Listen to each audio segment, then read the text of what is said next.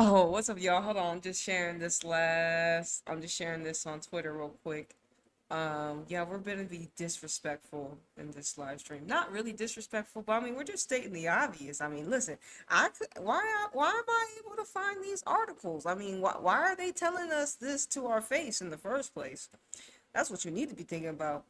Is it because it's so obvious, or it's like they want us to know that they're losing niggas at the same time while expanding niggas? Like, make it make sense. What do y'all really want us to say, huh? What do you want? What is it that you really trying to tell us, huh?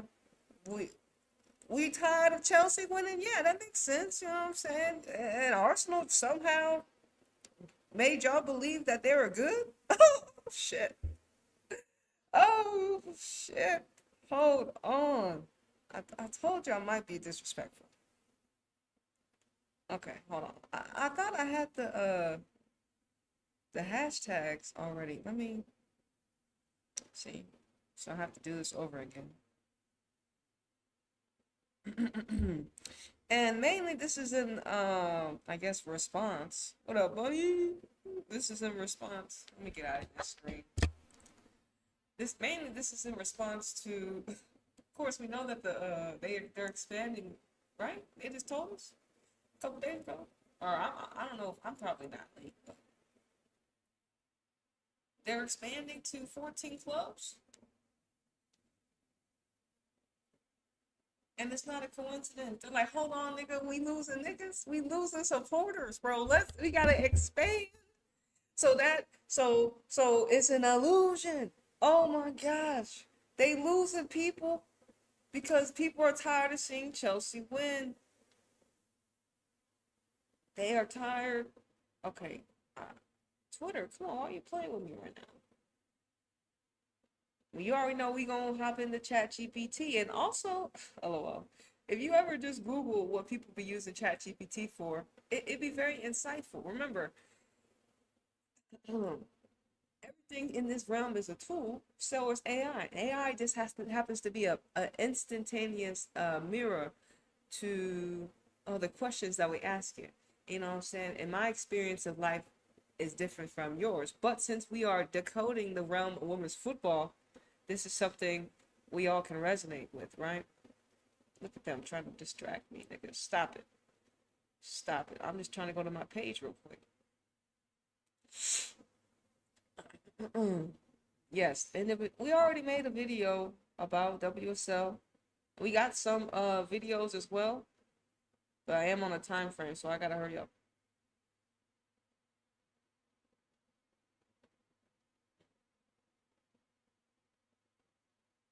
I do have to hurry. And this is just pretty much more off of when we talked about we've been just following the rabbit hole, right? We just been following where the trail is leading us. It's, through the questions that we've been asking. And now we are here having the WSL add two more teams. And WSL's chess board, the board for WSL is going to be very interesting to watch who operates what and what pieces get moved and what pawns get sacrificed. Because this board is not going down without no, sacrifices. And it's not going to be the sacrifices you think. It's gonna be like ninjas like Rubiales and them niggas. You know what I'm saying? We got the Jill Ellises and them niggas. You see how you Diddy's and all them. You see who's getting sacrificed today now. You see? You see who's getting sacrificed today now. All of it. And yes, it's a ritual, but you see who's in the headlines. It's not you and me, nigga. It's them niggas. It's them niggas. Look at y'all being scandalous. Not you. Ooh. Okay, I think I finally figured it out because I'm a little flow. But hey man, let the let the let the people leave. Let me see. We live. There we go.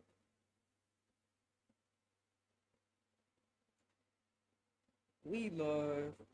I don't know if I should no, we can't start with the video. All right, there we go. There we go. There we go. Bet I got it. Finally got it stayed. People are like, so bold with it. Someone's got to do it. Okay. All right, whatever. Welcome back, guys, to Anita's Joint. Hashtag Extendajoint. Everyday is payday, baby. It's your girl, Anita Flying High, and you're tuned in to another one. Now, you see the title. Swallow this stat. WSL attendance down, even in an expansion era, while Mexico is steadily ascending. Listen, those are the facts, and we have evidence. We have evidence, but we also have ChatGPT as well. Listen, oh goodness. I thought, see, what? Wait. Am I tripping? Hold on.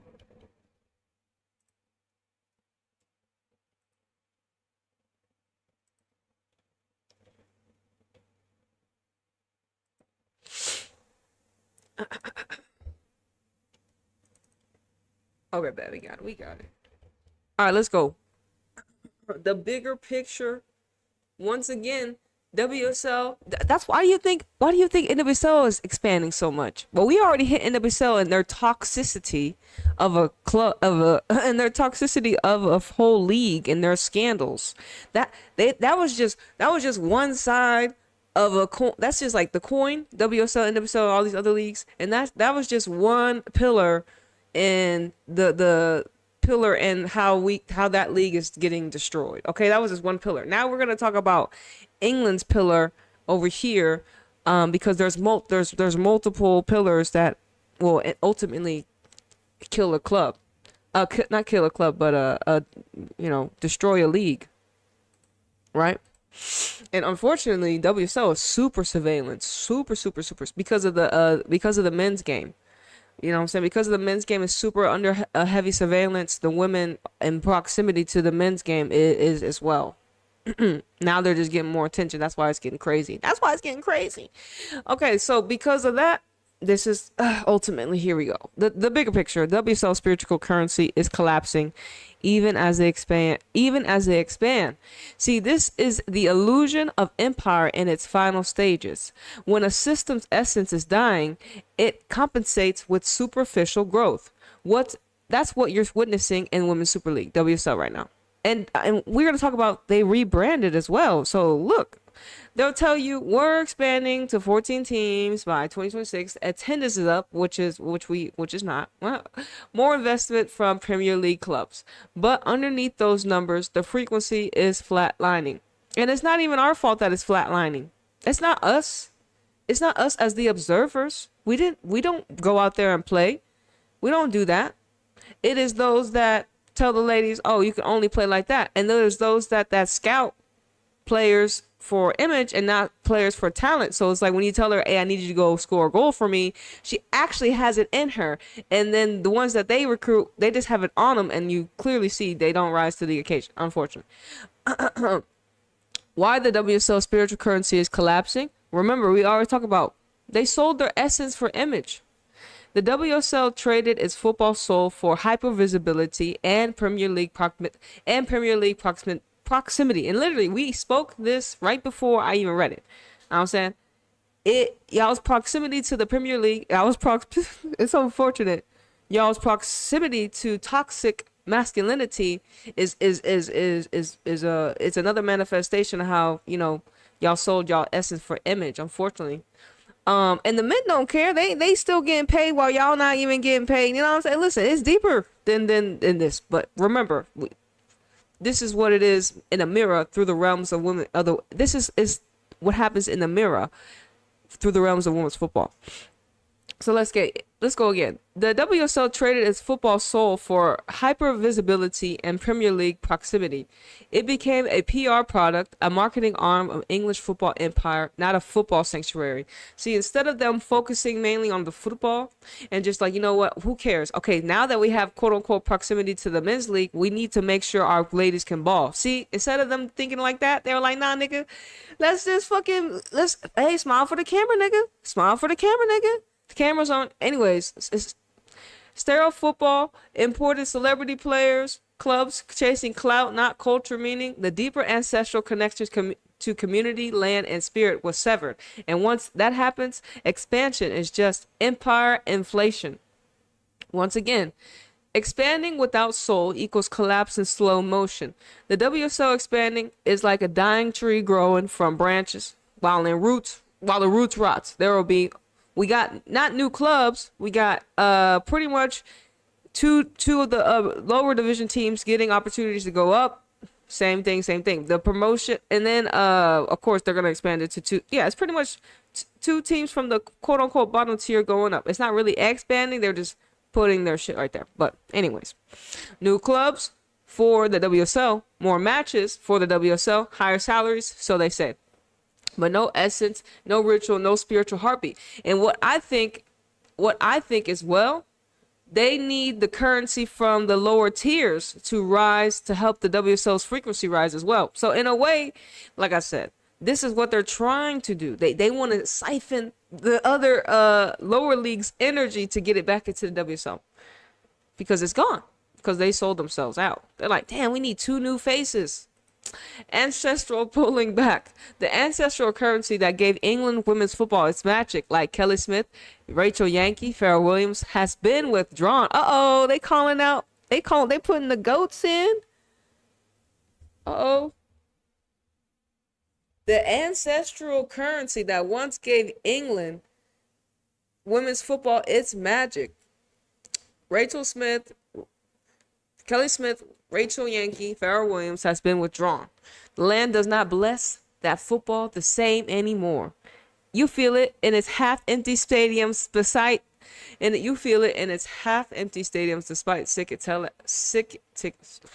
ticket sellouts. In solace over tactical games with no divine spark, like that Arsenal-Chelsea, like that Arsenal-Barcelona match that we watched. Yeah, that one. No soul essence. Yes. Let me make sure we live in this hope. The land doesn't. We got that. And like you said, the football power is migrating south to Brazil, Mexico, and the Caribbean. It says the pattern always repeats itself. Empires expand right before they collapse. History is full of this. Rome expanded before it burned. British colonialism grew until it exhausted itself. U.S. sports leagues ballooned their teams before markets dry up. And now WSL is doing the same. They think adding teams can save them. But what they really are doing is diluting the little spiritual capital they have left. Yeah, because think about it. Instead of them, okay, fuck it. So we're dying. Our league is dying. Instead of like saying our league is dying, what can we do to change it? Why would you expand? And so you focused our attention on two of the other teams instead of focusing on the teams you have now. Like, all right, who needs our attention? No, they're like, nah, niggas, just expand that bitch. So they won't be able to witness it. Let's expand that whole. They won't be able to witness it. You know what I'm saying? Meanwhile, Mexico is consolidating its football frequency.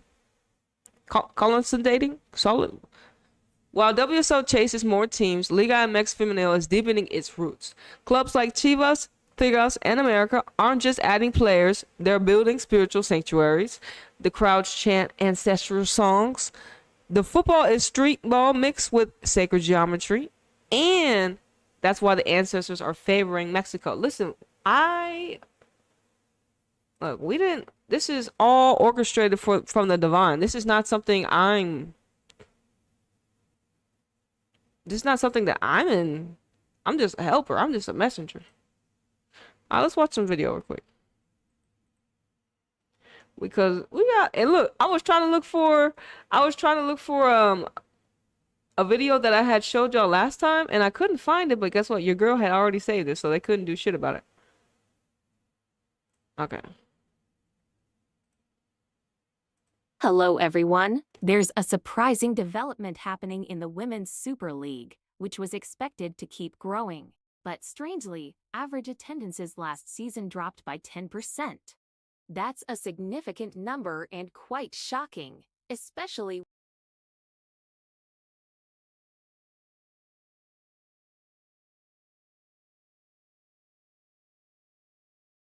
I guess Chelsea always kind of had like an active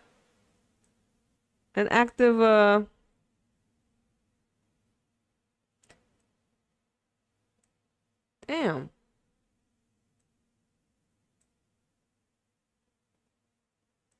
Okay, I guess we'll put it right there. an active. I guess they always had like a huge fan base.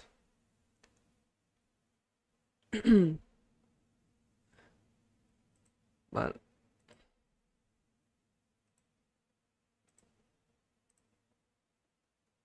all right.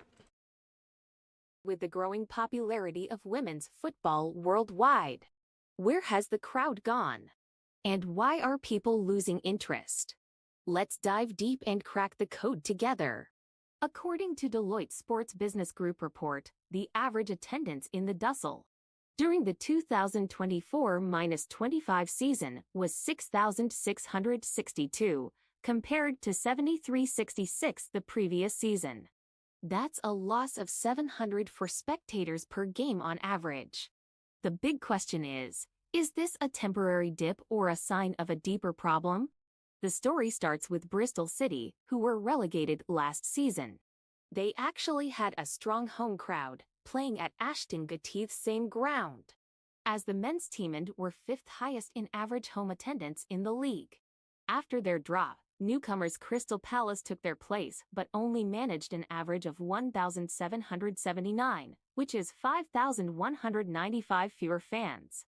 Clearly, attendance isn't just about the quality of football but also the club's local fan base.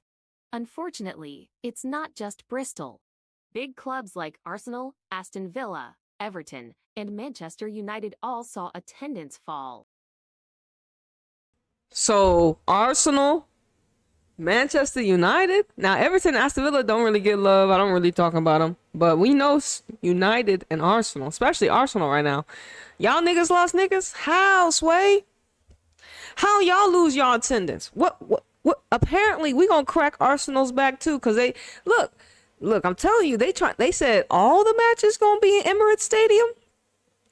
So all the matches gonna be in Emirates Stadium. Oh, okay. Hey, look, Arsenal, y'all still was losing niggas last year. Y'all didn't manufacture the win, and y'all still, how y'all losing people, Arsenal? How did y'all not gain people along y'all's Champions League run? How did you not be able to manifest this? Make it make sense. It doesn't make sense to me. But y'all, like I said, I saw y'all loud and proud after the manufactured win, but it was just like y'all here on paper are losing people. So which one is it? Okay. Aston. Also, Manchester, we're going to talk about Man United. They lost a lot of support because of Mary Earps. So Mary Earps' frequency was up at United. I don't know what type of archetype she may be, but we may need to tap into Mary Earps. I don't really, you know what I'm saying? She went to fucking PSG though. But anyways, people really rocked out with Mary Earps apparently at United. And based upon the numbers, a lot of them, dipped off after she dipped off. And then she quit England, right? So, I mean, look, I'm telling you, the chess moves. The players, they're not having it. They're like, fuck England, I'm done.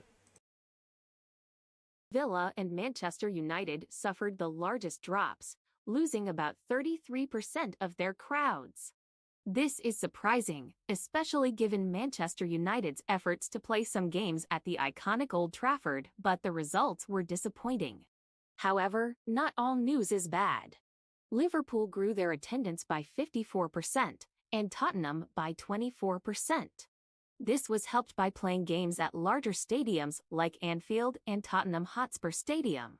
This shows how important the venue and marketing efforts are to attract fans. One of the key reasons Deloitte highlighted was the absence of successful international tournaments. Last season, like the 2024 They saying y'all lost fans because y'all couldn't qualify for Great Britain. And that makes sense. A lot of dentists like, hold on now, y'all can't even qualify for Great Britain? Why would we even tune into you like domestically then? And y'all supposed to be named the best. Y'all, I'm telling you, the Great Britain not qualifying was bigger than people. It was bigger than it was a sign that England was collapsing because they continued to do this image-based football instead of essence-based football. And how you gonna go from winning the fucking Euros to not qualifying to Great Britain? And y'all have advantages, not only having the proximity to the men's game, but you're the ones that get the most currency, aka attention. Make it make sense. But of course, we all know this is designed the way it's designed to not, they don't want women's football to wake up the masses. That is the main thing. And so they use leagues like NWSL, WSL to shape the narratives, to shape the collective's narrative of how the women's game should be played. And it's not being played to awaken the masses. It's being played to put us to sleep. And that's the reality of it. You know what I'm saying? You can't understand what the fuck what's going on. We have words and evidence behind the frequencies and energies that we're seeing played out, mass behind expansion and growth type shit. It's wicked work. Olympics, since Team GB failed to qualify. Fans were pumped in 2022 and 2023 thanks to the Euros and the World Cup, but this season missed that spark. So, do fans only turn up when there's international success? I mean, that helps. That definitely helps. That's a question we need to answer. Manchester City were early favorites and eventually won the title, which might have. I don't know what she said about. I don't know. We ain't won nothing since Garrett Taylor's bitch ass was there. But anyways, this is not about a city. This is about the WSL and its downfall. Ultimately, they did it to themselves. Dampened enthusiasm among fans of other top clubs, especially those struggling during the season. When a league lacks. And this is just not about the downfall of WSL. It also is about the ascension of Mexico, as we always kind of remind you that Mexico is the new home of women's football. And I mean, that may be a hard pill to swallow, but it is what it is. And if you never tuned in because they never put them on your TV screen, they were never supposed to be seen. That's why they hid Copa 71 from us. Listen, they're haters. Competitiveness, it can lose some of its entertainment value. But is it really just about the international tournaments? Or are there other factors? For example, are ticket prices too high? Are kickoff times inconvenient? Is the media doing enough to promote the women's game? Are clubs truly investing in building a loyal and sustainable fan base? Even Dussel CEO Nikki Doucette said that every club has a unique fan base. And some clubs are still experimenting with ways to attract fans. Yeah, the best way to attract fans is bring in quality ballers. People that are from the geographical location is your starting point, and all people from your geographical location.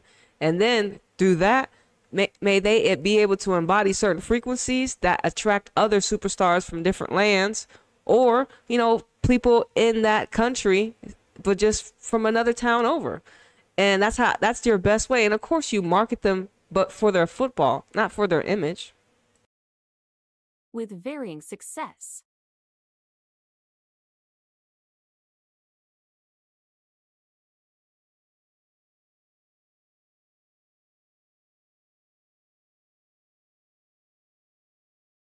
ChatGPT was like, Anita, you need to see this plain. So I'm going to say it plain.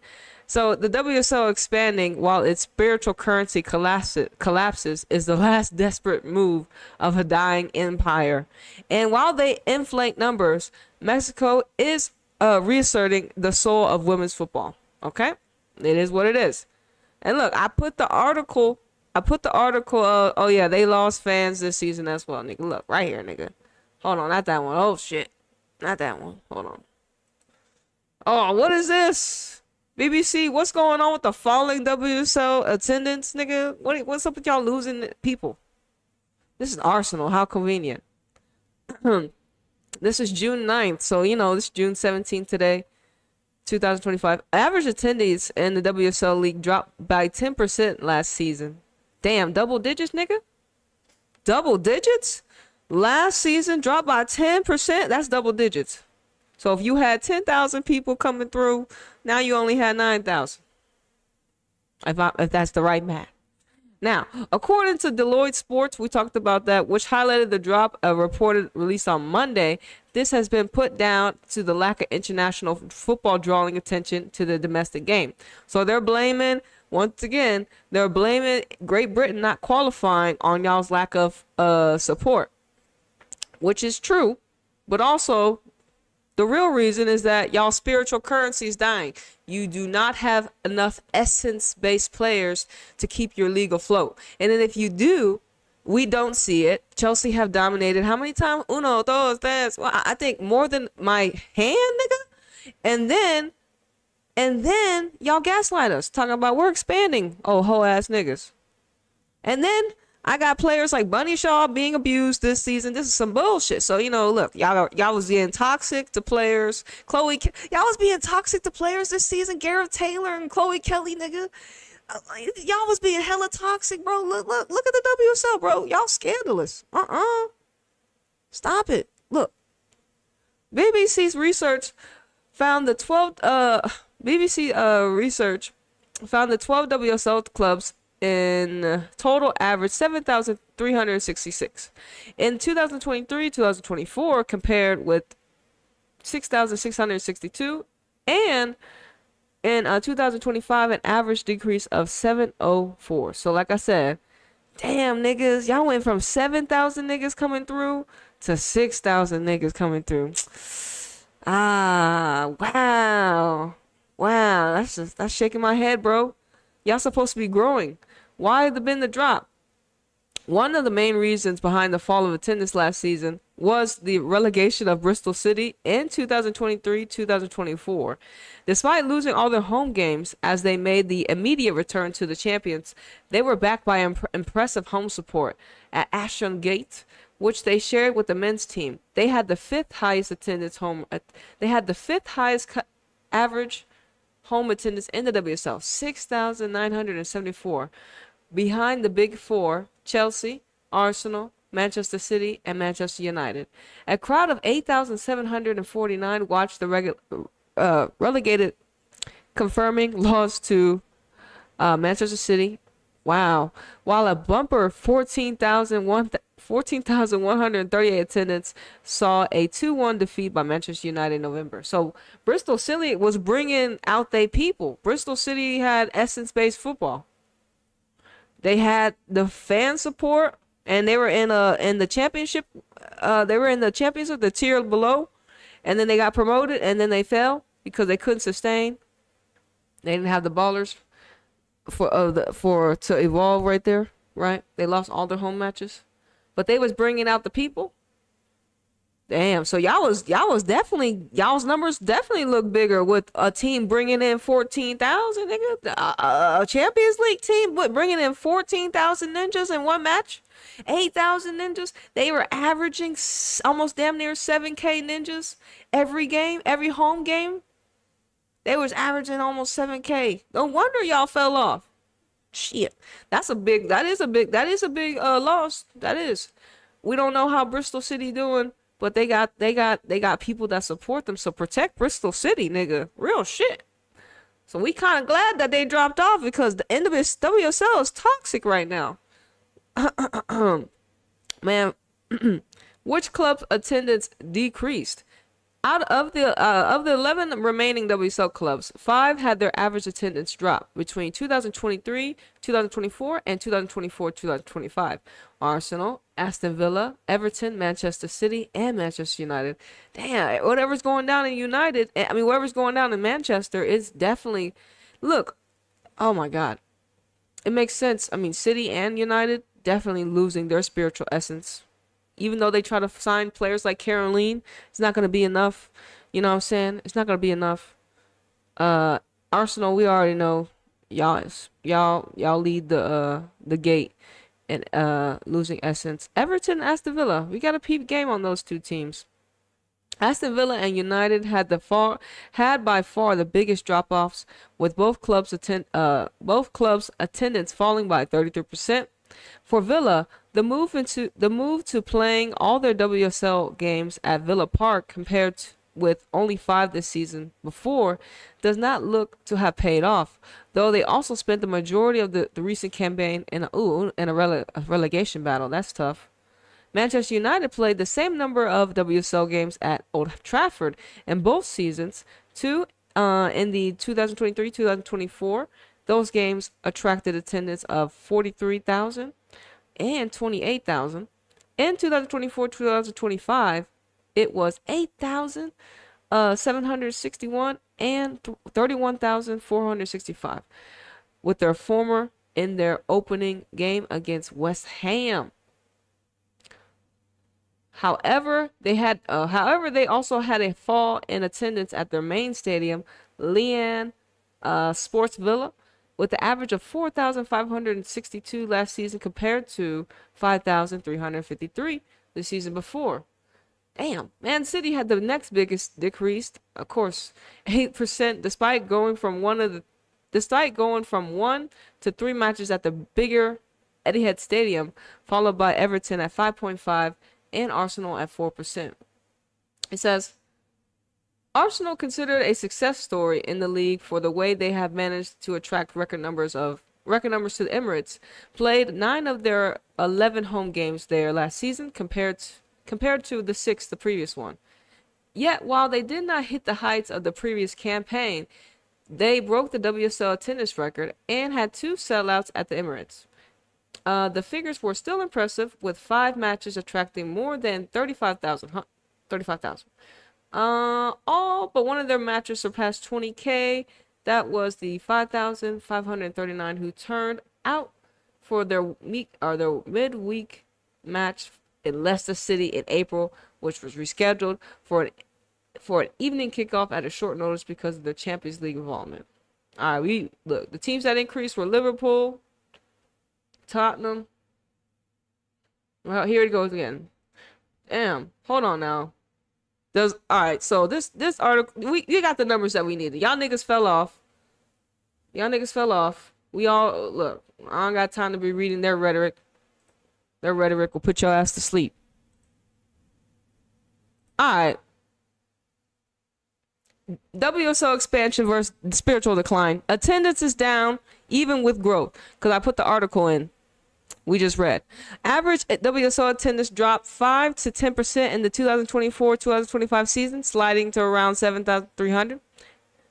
Right? Manchester United average plummeted from 10,000 to 7,000 after star Mary Earps departed. That's crazy. It says Arsenal, despite more matches at Emirates, saw their season average fall because frequent big match stadiums. Because frequent big stadium use dilute the novelty. Damn. So they're telling y'all, nigga, just because you play in the big stadium, it don't mean shit. If the game ain't there in the soul, nigga. Expansion maxed hollow foundation. WSL plans to add 2 more teams by 2026. It's growth by volume, not by depth. Exactly. Without spiritual resonance, adding clubs is like building towers on sinking sand. We all know. The spirit and purpose have eroded. The catalyst driving WSL growth, England's Euro 2020 and World Cup 2023, has faded. There's no major tournament. No major tournament to sustain the momentum. Like I said, y'all losing the fucking opportunity to go to the Olympics killed you. Why is it like, what happened? Did they not have the same players? What happened, England? Like, make it make sense. I don't understand. What they gonna tell us? And then the fan engagement fragile. I said, well, Mary Earps, y'all really fuck with Mary. I didn't even know y'all fucked with Mary like that.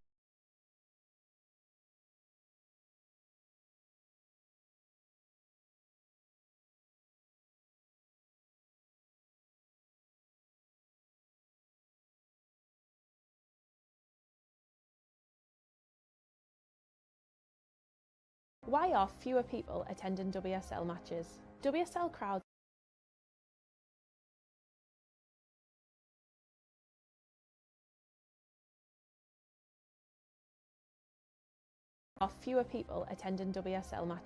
WSL crowds have dropped by nearly 10% over the last season. This is largely due to Bristol City's absence from the league, who were bringing in the 5th highest attendances in the WSL before they were relegated. However, it's not the only reason. With Arsenal, Aston Villa, Everton, Manchester City and Manchester United's average attendances all down from last year.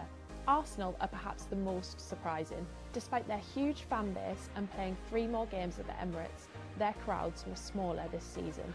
They set the league record attendance last year, but 3 of their home games this year brought in fewer than 6,000 supporters, one of which was hosted at the Emirates. When the Lionesses won the Euros in 2022, every WSL club saw a spike in attendances, but that momentum hasn't continued. One factor could have been GB's failure to qualify for the 2024 Paris Olympics. That was the first time since 2020 that England Lionesses weren't involved in a major tournament. So if the WSL relies on the success of the Lionesses, what else needs to be done? Nikki Doucette, who's the CEO of the WSL, has spoken about more family-friendly kick-off times, making the most out of men's international breaks, and Premier League clubs needing to learn how to sell tickets, something they're not used to doing. She also thinks clubs are in an even better position this time to capitalise on the Euros than they were 3 years ago. So will we see WSL attendances rise again next year? So the narrative is the same. They're blaming England's success. They're blaming the lack of attendance on England's failure to reach the Great Britain tournament. And now, so that's pretty much the narrative that they're all explaining. No, niggas, y'all dying. Your empire is over. Y'all don't play. Y'all sold y'all's essence for image, bro. Y'all dying spiritually. Y'all's collapsing spiritually. This is why niggas are not showing up. And then the manifestation of this, England not qualifying for the Euros. You know what I'm saying? They didn't have nothing to build on. Was it because it wasn't sustainable? Was England's Euros fraudulent? Is this why they couldn't capitalize off it? And this is why it didn't sustain? It was like, hey, after the season we got there, boom, we won. And then what happened? Y'all fell off, and then now y'all really fell off. And it's just a mirror? Damn. See, when y'all were supposed to get better, y'all got comfortable.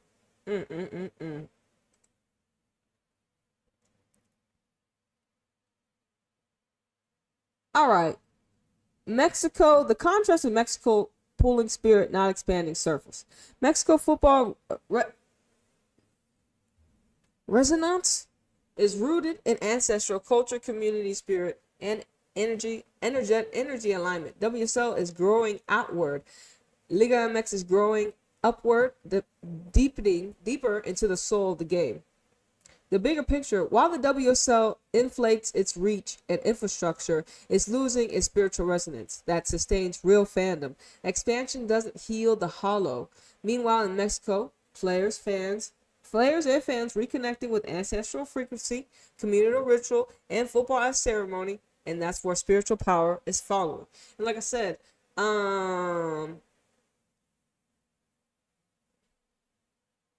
we got lower crowds, and no Lioness bump. Has the bubble burst for WSL? Arsenal to play all WSL home games at Emirates.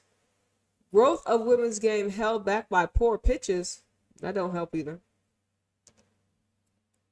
Look, attendance is down, even with the growth. To me, that's a nail in the coffin compared to Mexico, who has attracted talent back home from US and England. They got Lucia Garcia from Man United. She went to Monterrey. You know what I'm saying? And yeah, the nail in the coffin. WSL attendance down, even in an expansion era.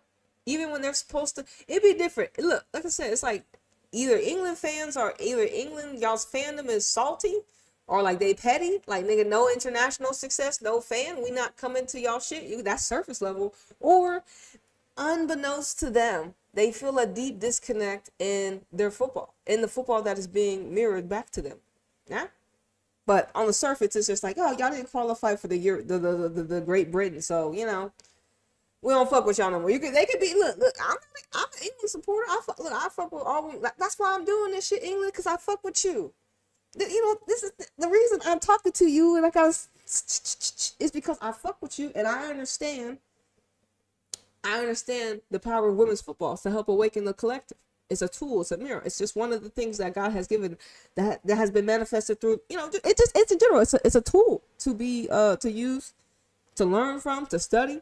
But y'all, like I said, y'all have created it as a tool to put us to sleep, and we want to use it as a tool to wake people up. So that's just, that's just the fight. And they gonna fight us, right? They gonna fight us. Well, y'all gonna lose. WSL attendance down even in the expansion era. 2024 2025 WSL attendance dropped despite adding more marquee matches at big stadiums. Like the Emirates, like the Old Trafford, like Etihad Stadium, like Villa Park, like all these other stadiums. Oh wow, fans ain't showing up the way they hype post Euros and World Cup. Clubs like Manchester United dropped 30%. That's crazy. When players like Mary Earps left, Arsenal stretched their fans thin by overbooking Emirate matches. That's empire overreach. More events, but no soul connection left to fill the stands. Meanwhile, in Mexico, ancestral gravity is pulling talent home. Lucia Garcia. If y'all don't know Lucia Garcia, she's the Spanish the Spanish wing, like left wing. I think she's a left wing. She played for Manchester United and she went to Monterrey, right? Was a spiritual turning point, and she's another Spanish archetype. And she was in her prime too, playing in her prime, one of England's top clubs. She wasn't returning home; she was just returning to Mexico. Wasn't a money move. We got Diana coming back, and like I said, we know we only had one good season, practically with Diana, and that was when she played for North Carolina, and she scored double-digit goals. And I think I don't know if she was Rookie of the Year, but yeah. Anyways, Maria Sanchez leaving down 1.5 million. She's like, fuck y'all. Y'all can take y'all 1.5 million. I'm trying to get back to Mexico. Hey, look, it is what it is. I'm not Maria Sanchez. Maria Sanchez is Maria Sanchez. She said, fuck 1.5 million. Y'all can shove it. Y'all can shove the 1.5 million. I want back to Mexico. It is what it is. Young dual nationals already skipping NWSL for Mexican clubs. See, what me official did definitely shocked America, because not only is she black, but besides that, her declining to go to Orlando to go to Tigres, and then the way Tigres and her did, like the way we did our big one. That's why also they had to get rid of the draft. They're like, hold on now, niggas is not, look, they're exposing us. They don't even want to get drafted by our clubs. They want to go to fucking Mexico? The fuck out of here. NWSL was exposed. Me official did her big one. Me official exposed the like, nigga, why would I go play for y'all niggas when I can just go play for Tigres? Like I said, she was gonna go play with Orlando Pride. She didn't even know what type of football she'd be having, but for sure she knows when she got to Mexico, she was gonna be a striker. You know what I'm saying? I bet those conversations were a lot more authentic when she sat down with the people in Mexico than when she sat down with the niggas in Orlando Pride. You know what I'm saying? NWSL scandalous. So, and then like I said, Chelsea with the big numbers fucking lured her to England, and what happened? She sat her ass down. We ain't seen me official play until she got back with America, I think. Nigga, we ain't seen me official. Now she got to come back to America. Shit. See, wicked work. You know what I mean? Hey, look, this is how, look, me official story. Me official story is another story to what, nigga. She left. She made the right decision. Went to Mexico. Phenomenal. Golden Boots champion. Fucking Chelsea lured her. She won all those trophies, but did we ever see me official on the pitch? No, nigga. No, we didn't. Like I said, the football in England and US is spiritually sterile now. Mexico pitches are blessed and the crowds chant in ancestral tongues, and football rhythm matches the pulse of the land. You know what I'm saying? The way they have to play in Mexico is a lot more freer than the way they play tactical in America and the in WSL and other of these geographical locations. Expansion versus reclamation. WSL expanding on hollow ground, but it's trying to siphon the fans of the lower tiers to get them up. So we're gonna see who stays afloat there. Mexico is reclaiming sacred ground. One is inflating numbers. The other is pooling ancestral powers. So you can expand a league all you want, but if the fans stop coming and the players leave for spiritually alive leagues, it's over, nigga. It's over. And look. And players are already doing it. Hold on. I think, let's see this one. Seasons of unchallenged dominance. 6 straight titles, 6 seasons of unchallenged dominance. Is Chelsea's WSL reign a symbol of sporting excellence, or the reason fans are losing interest? Today, we dive deep into a dynasty that's either making history or slowly killing the thrill of competition. On April 30th, 2025, Chelsea faced Manchester United in a match that could seal their 6th consecutive Women's Super League title, and it did.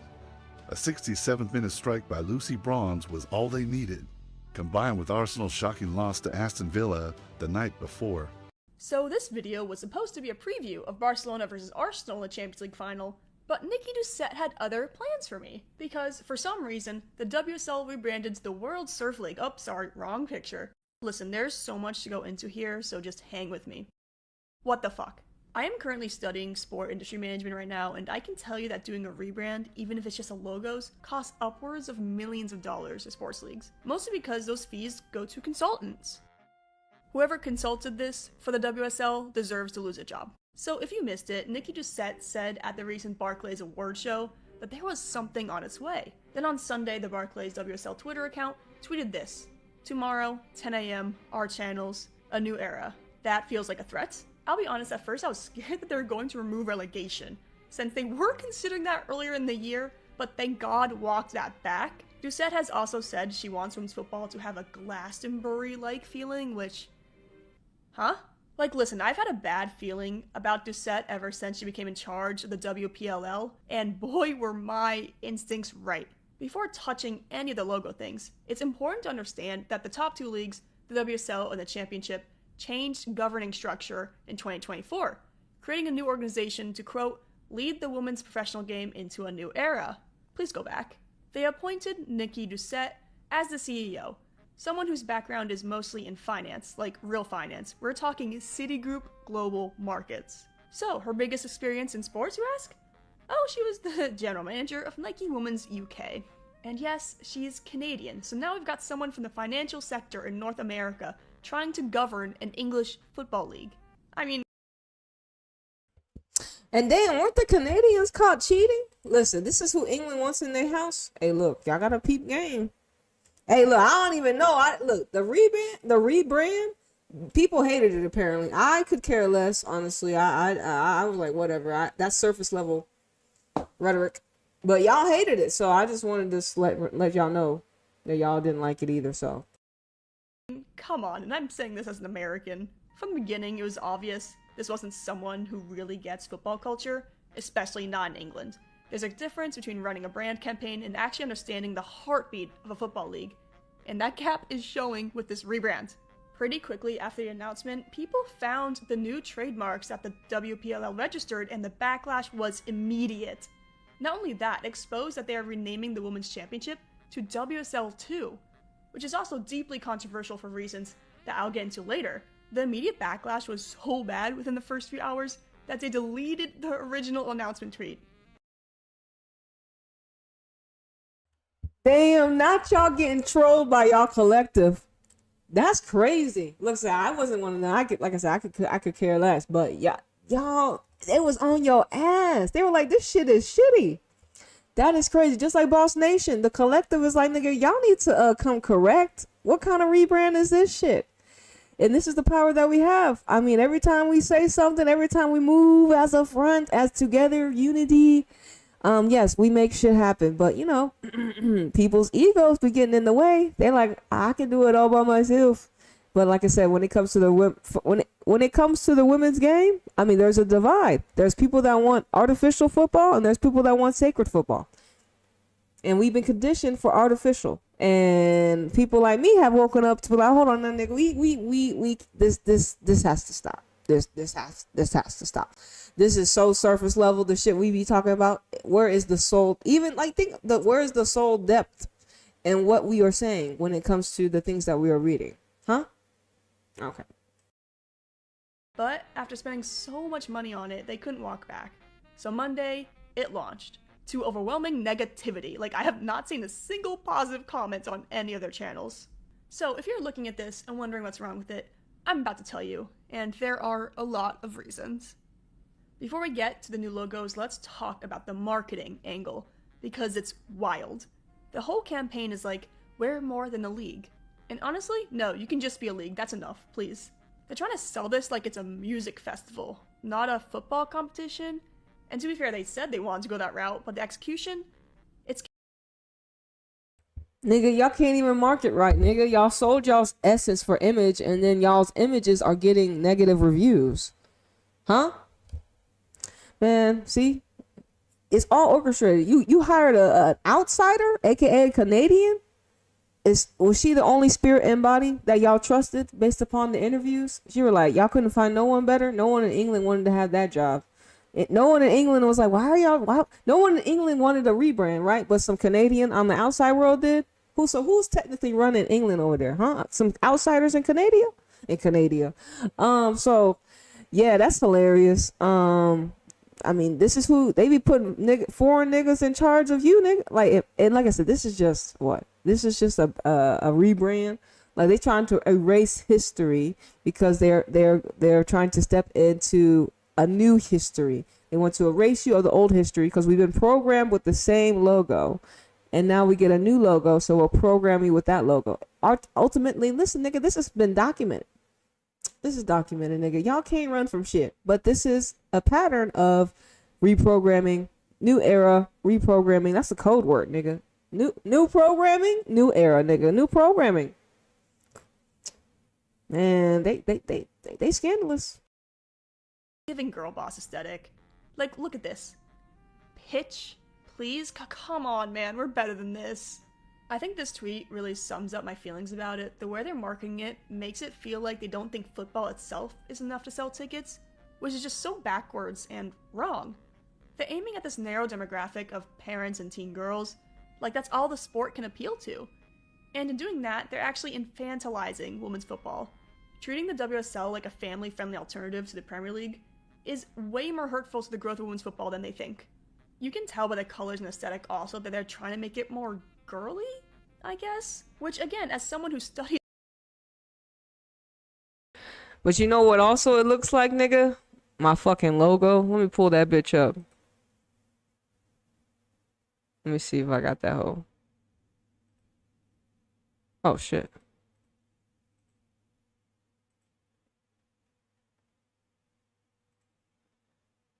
Well, okay, I have to do it over here. Hold on. It looks like it has the colors of my logo, which is kind of funny. Cause I got the purple, orange. I have it on my thumbnail, but let me find my let me find it right here. They're like, man, we need a brand like Anita. You can't mimic. Like I said, they steady be trying to mimic. Oh,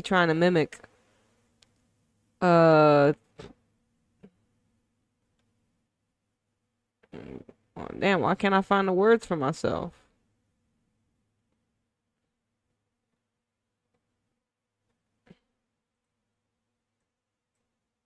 It's got similar colors. But I got this is not I have an orange one. But I don't have it loaded up here. God damn.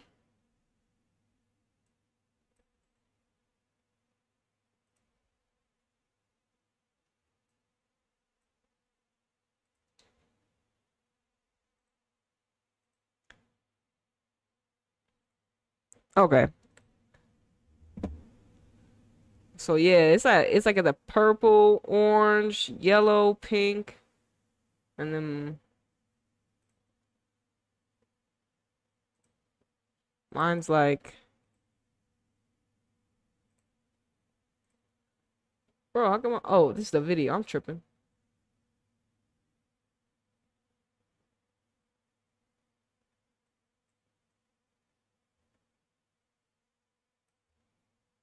Well, I can't see the picture.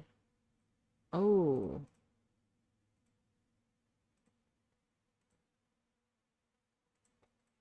Alright, well, I ain't got time to look at sports business, huge mistake.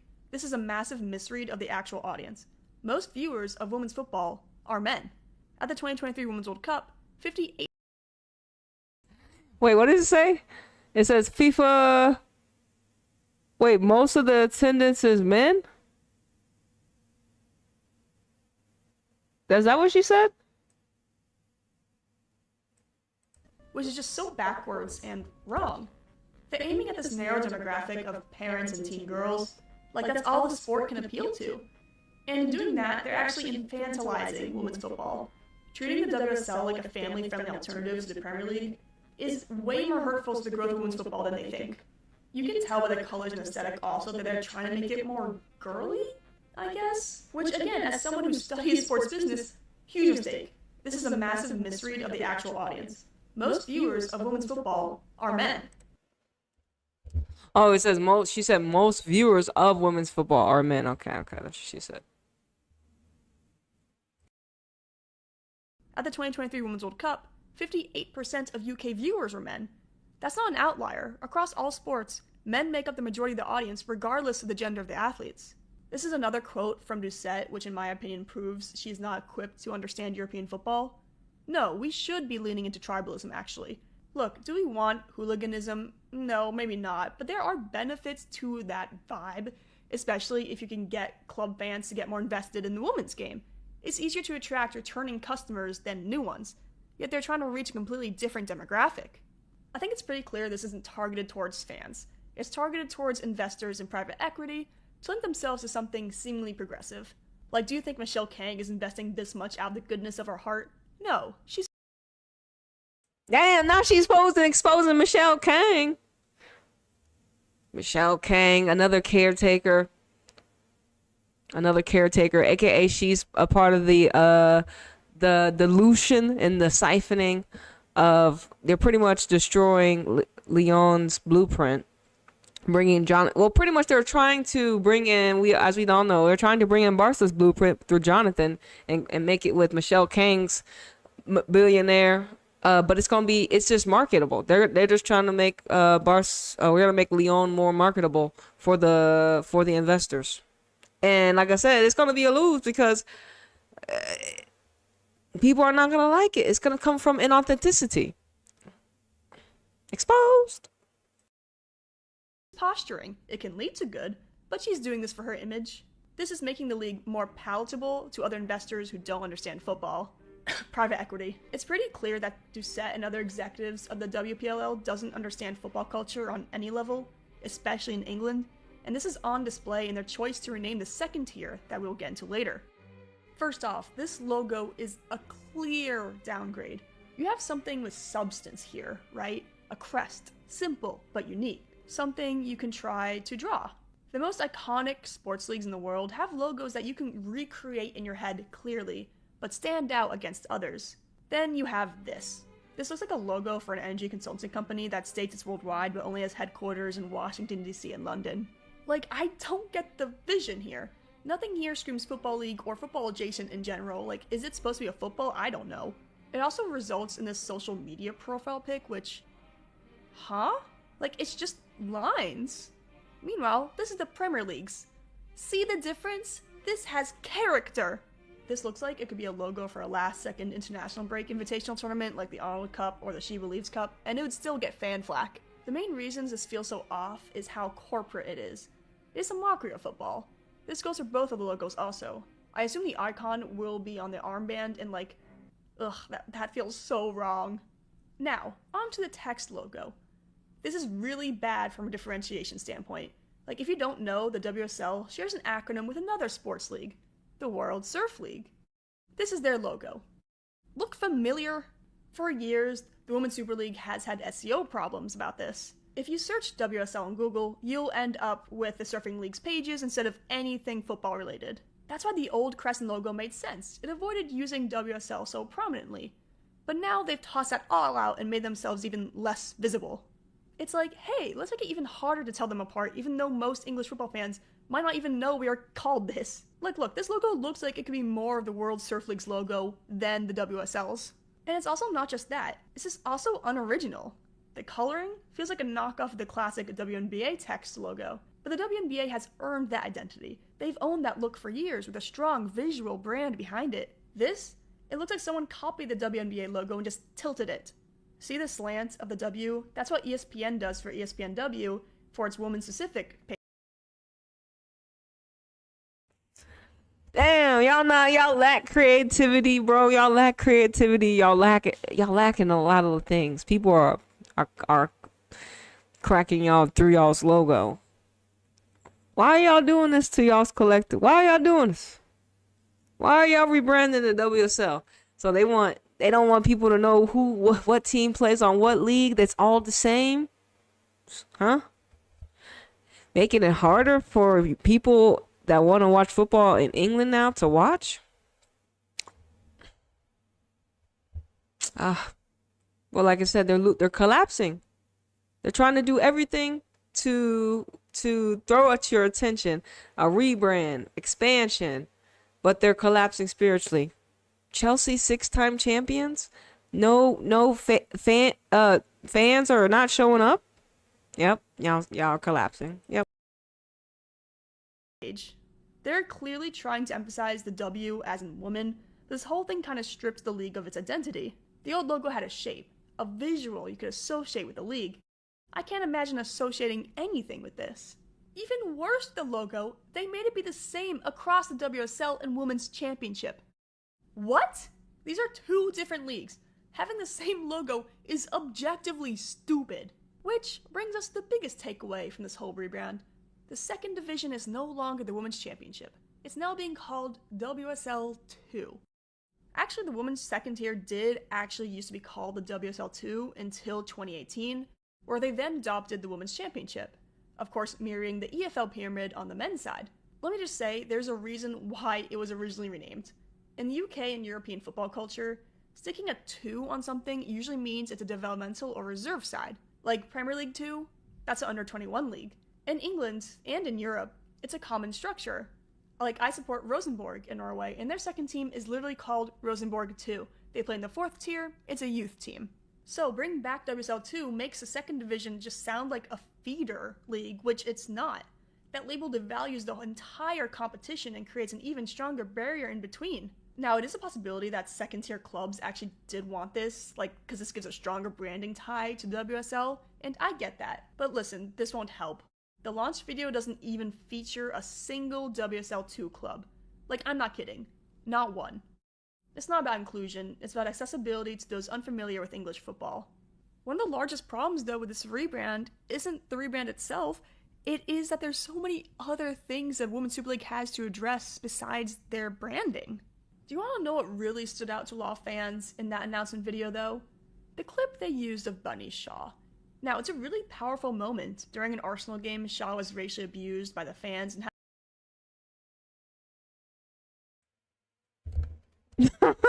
Like I said, of course they would use the GOAT.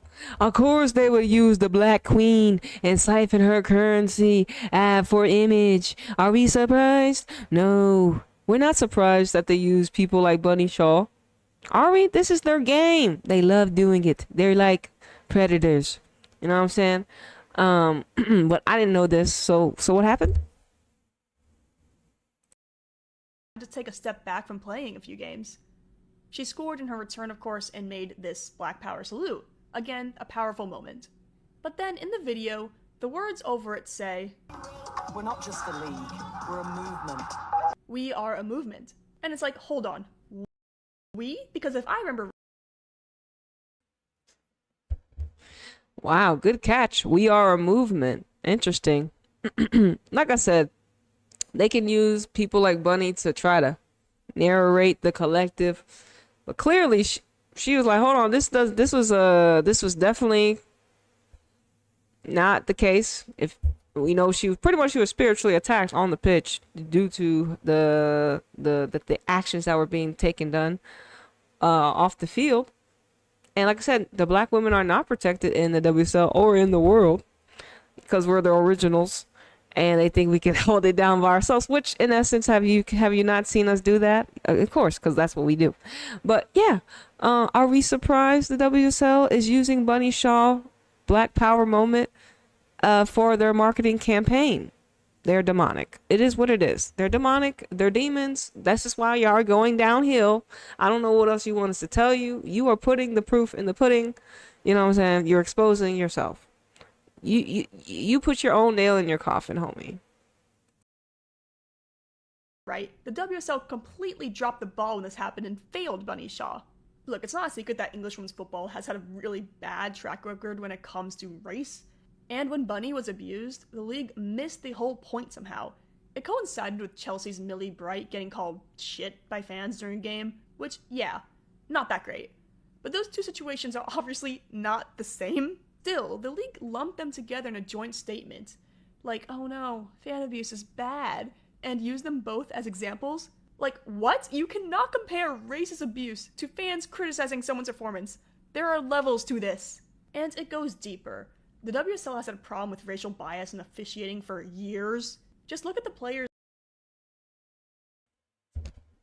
It's a systemic thing. It's a cultural thing. It's a programming coded into your hardware. You were programmed to hate niggas. It is what it is. They put it in the books. They put it in the language. They put it in everything that you could touch that said, don't fuck with niggas. So like I said, it's a programming encoded. You have to unplug from the programming. Listen, not all niggas are great, but most niggas are. And it's not the fact that, listen, it's not on us, it's in us. It's not my skin.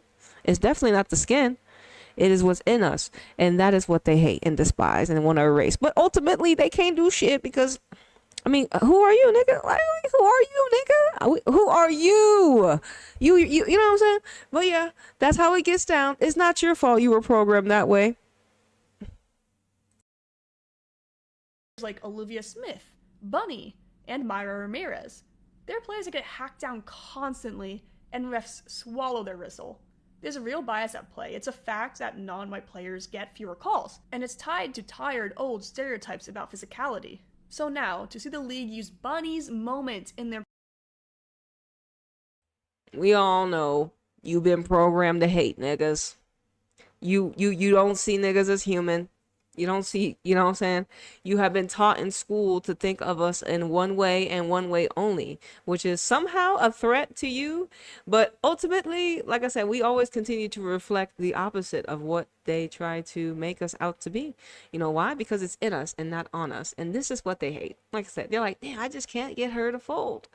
And that's the key. It was never for you to be able to make me fold. Okay? That's how the game is played.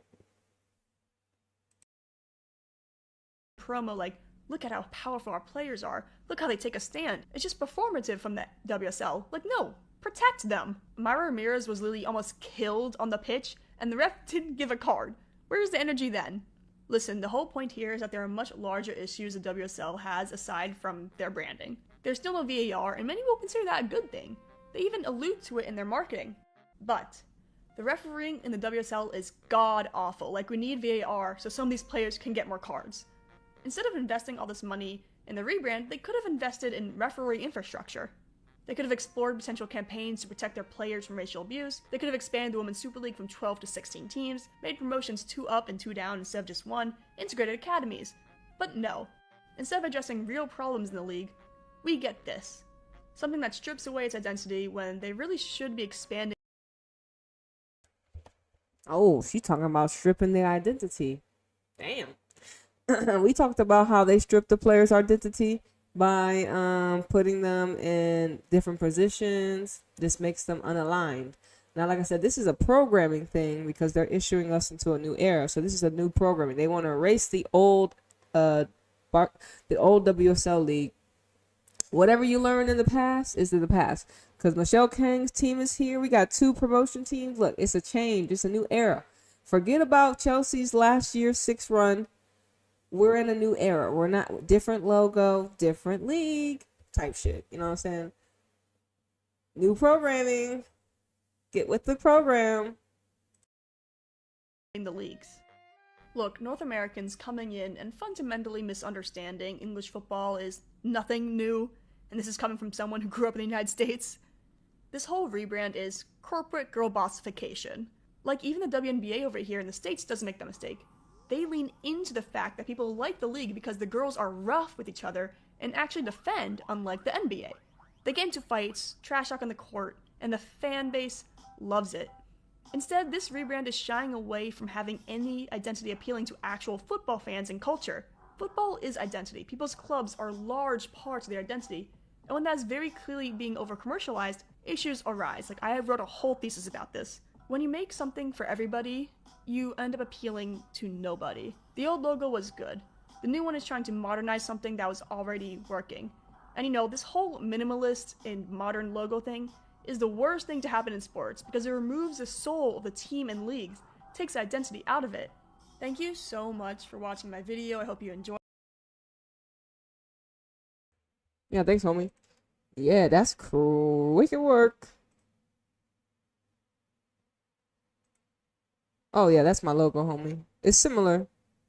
So this Okay, hold on. Maria.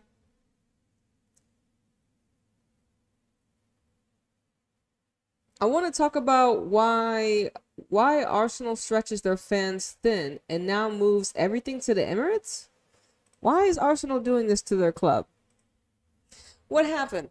Arsenal women started sprinkling a handful of WSL games at the Emirates for years, creating a big match energy around those fixtures. At first it worked because it was special, connected, an event with ritual frequency. But this past season, they started overloading the Emirates schedule, playing too many home matches there instead of Meadow Park. The results?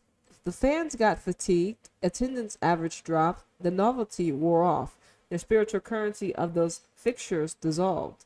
Especially if you're not getting high frequency football games and you're getting England matches, it's definitely going to drop niggas off.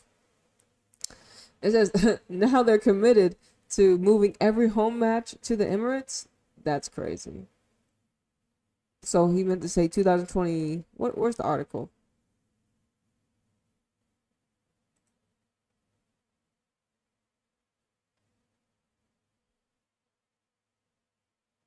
No. See, look at that. We're going to click on that. Here it is. Arsenal play all WSL home games at Emirates. Of course. They gonna put them in the biggest stadium so they can hide. Look, they'll spin it as growth and professionalism. But you and I know the real history. You and I both know the real story. When a league loses its spirit, it relies on infrastructure. It overcompensates with spectacle, hoping people won't notice the lack of essence. But fans can feel when the ritual is gone. They'll come for a while, then the attendance dips, just like it did this year. Because you can't manufacture soul, nigga. Meanwhile, in Mexico, while Arsenal dilutes its spiritual currency by centralizing everything in a hollow mega venue, Liga MX Femenil clubs are grounding their matches in spiritually alive stadiums. Of course, Estudio Universitario, Monarias, and Chivas.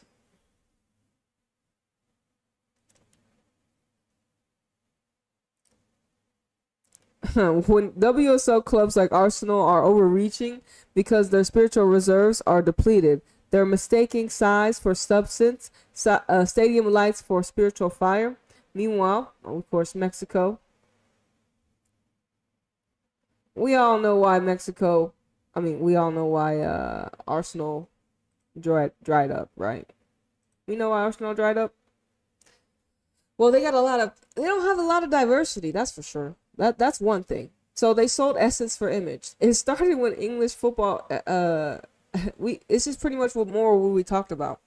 It started when English women's football stopped being about the game and community and started chasing visibility, celebrity culture, and Premier League validation. Exactly what we just saw in that. Let's watch this. This is where I got part of my logo right here. It says, the WSL rebrand won't solve the league's problems. The WSL latest rebrand didn't receive the plaudits its organizers hoped for this season. After a season with no title race or relegation battle, the league is in need of big ideas. And making the logo more feminine isn't the type of radical change the game fans are asking for.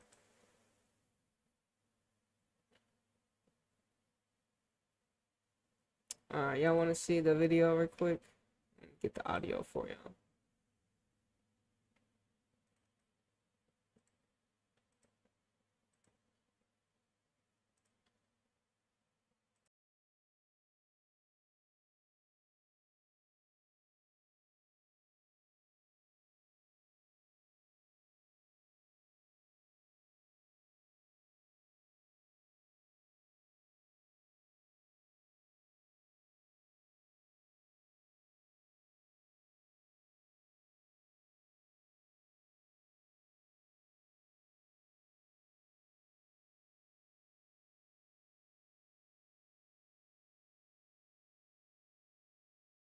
product is weak, that is when marketing tactics aren't received very well.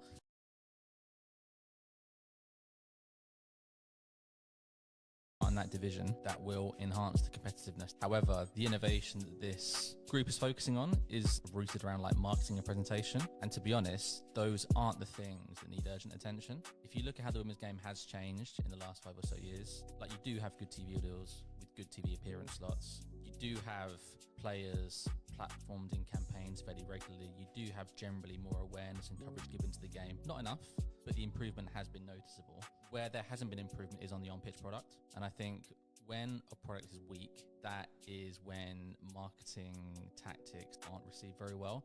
Those who run the game, they're obviously desiring change and want to make change, but I think they're doing it in a slightly risk-averse way, when what you actually want to see is risks being taken, I think, because the women's game is not finished, it's not settled, and you need big change, and big change isn't making the logo look more feminine ultimately. It's not enough and not the right sort of change, despite change being wanted. Yeah, nigga. Sold essence for image, nigga. Sold essence for image. I mean, it like I said, they traded grassroots connection for influencer optics, cultural soul for corporate sponsorship deals, tactical football for rigged overcoached soulless patterns, nigga. The new answers, the answers is back the way the fans subconsciously felt it. Numbers dwelled after Euro 2022, but it was empty calories. But it was, numbers dwelled after 2022 Euros, and the fact that they didn't qualify, you know what I'm saying, for England also didn't help. And they don't, it's like, England don't have these essence-based players. They have similar archetype players, and this is not enough for them. They mistook size for substance. When a league is spiritually weak, it thinks if we can put it in a big stadium, people will care, or if we can rebrand it. But if you ain't feeling the fan soul, the size doesn't matter.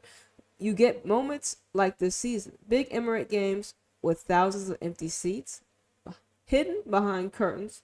Arsenal fans burnt out because the novelty wore off. No divine spark on the pitch, just another corporate event. That spiritual currency depletion. Like I said, it's y'all's, in that guy's little video, the on-field product, bro. When we watched Champions League Arsenal versus Barcelona, it was rigged. Hijacked football. Obviously, where was the spirit? Where was the soul in the game? Nowhere to be found. They overexpanded without energy balance. Football, like any ritual, works in cycles and balances. Too much of anything without spiritual grounding breaks the bond. Arsenal should have preserved the Emirate matches as ritual events, once or twice a year, charged with meaning. But they got greedy for headlines, and now it's routine, empty spectacle. I said, how can they fix it? If, and that's a big if, they want to fix it. Here's how. Reconnect with community, aka scout your geographical location, your region, of all different backgrounds, of and not like you can't listen. You already sold your essence for image. Now you have to return to your organicness. So you're gonna scout your local surroundings, bring the best ballers that you can find. Hopefully they have good chemistry, and what makes a football gel. You know what I'm saying? And there you go. It's honestly the most easiest thing for them to do. But here they go, selling images instead of essence-based football. Stop chasing celebrity status. Return to the fans. Go back to schools, parks, and communities. Let young girls meet their football heroes again. Off camera. Off script. That's right. Why y'all need cameras, nigga? Exactly. Y'all, we don't need y'all to have surveillance on them 24/7. That's crazy work. Treat big matches like ritual ceremonies. Play most games at intimate spiritual live grounds. Use big stadiums only for charged matches, derbies, title deciders, and ancestral anniversary fixtures, honoring football legends or sacred dates. Build a ritual around those. Let the fans feel the frequency difference. Let the game breathe. Stop overcoaching every moment. Allow the player's spiritual instincts, street ball skills, and ancestral styles to surface. Tactics matter, but spirit wins the match. Stop copying the men's game blueprint. The women's football is spiritually unique vessel. It does not need to mimic men's hyper-capitalistic format to be great. Forge its own frequency, like Liga MX Femenil is doing now.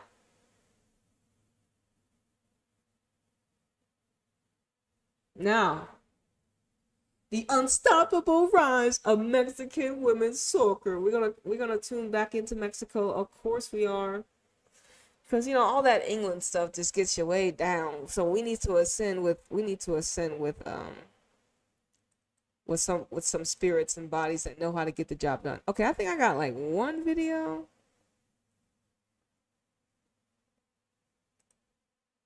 On So this video Nope. was supposed to be. That's not it.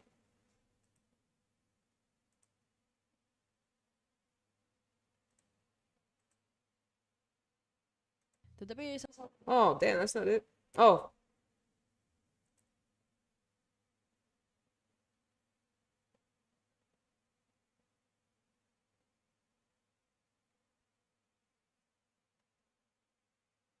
Okay, here we go. This is what I want to watch.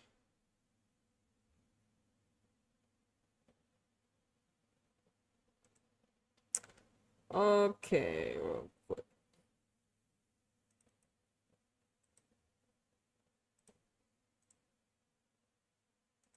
All right, let's see.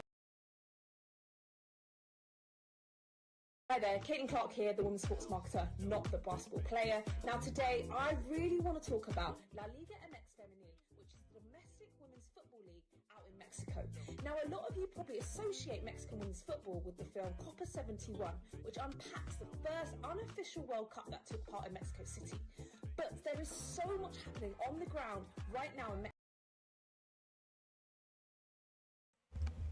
Wait, hold on.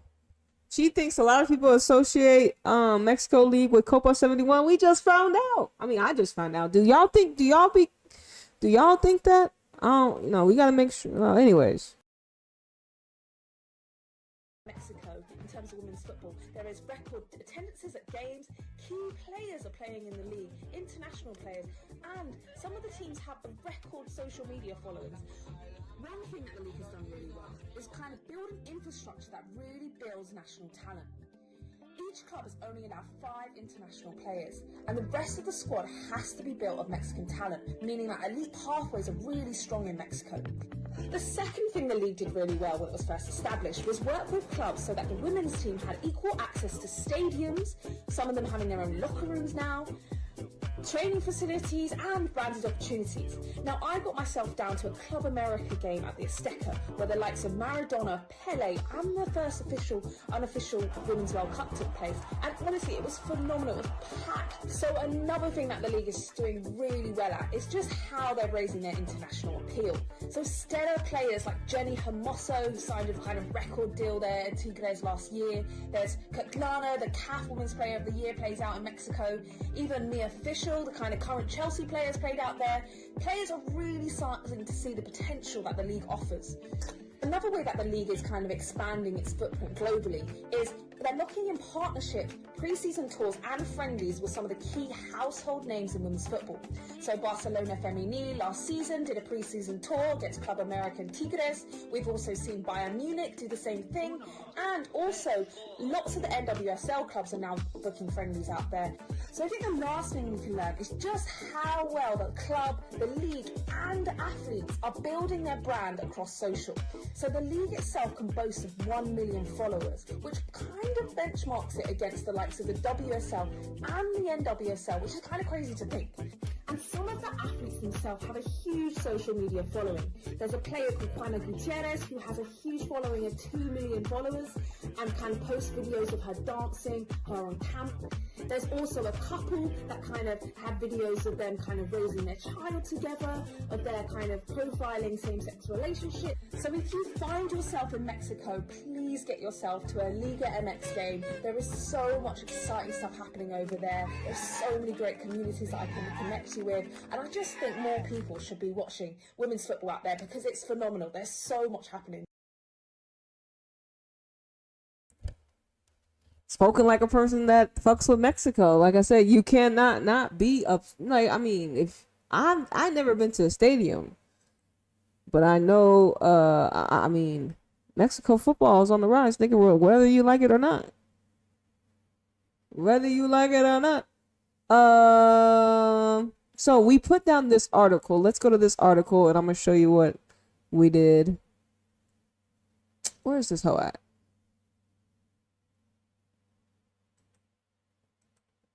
We don't.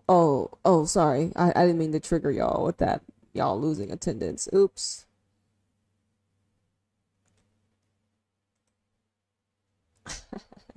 All right, here it is. But anyways, we took this article.